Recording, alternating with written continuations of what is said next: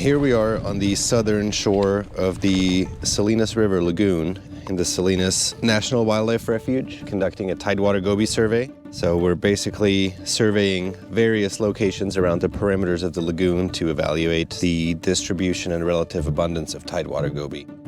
Tidewater Goby are of particular concern since they are a federally endangered species. They're a species endemic to California, occurring from Crescent City all the way down to San Diego.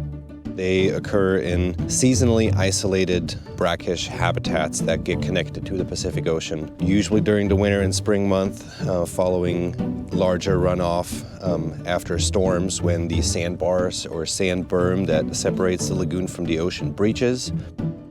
Their migration opportunity is very limited, and due to extensive coastal development over the past many decades, a lot of these populations got isolated, extirpated. Currently, the Salinas River, or the Salinas River Lagoon, actually supports a Tidewater Goby population following over 50 years, I believe, of absence. The species hasn't been documented here in quite a long time.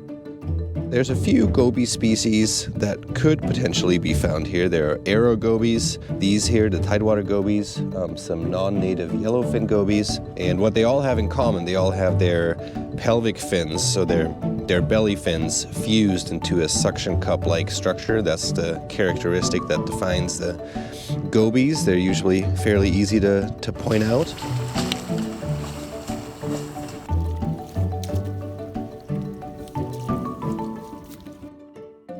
How does a goby get from one place to another? They're isolated in here. They can't get to the ocean. They can't live their entire life cycle in salt water or in the marine environment. So they have to make it up into another lagoon. So what really needs to happen is this lagoon needs to breach, a goby needs to go out to the ocean. Another lagoon fairly close by needs to be open at the same time that that goby can move into, which is in part why it doesn't occur as frequently as might be good for the Tidewater Goby population. If one gets extirpated, it might be a very, very long time until such a recolonization event happens. Tidewater Goby are pretty special in the fact that they can reproduce any time of year. So they don't have a limited spawning season like fall run salmon come back in fall and they spawn. There will not be a fall run salmon that comes back in summer or spring and spawn. Tidewater Goby do. They have a peak in reproduction or reproductive activity right about now. Spring, when the water starts to warm up, when conditions tend to be fairly stable. That's why we're doing these surveys, and we do it a couple times a year since there is a seasonality to the life cycle.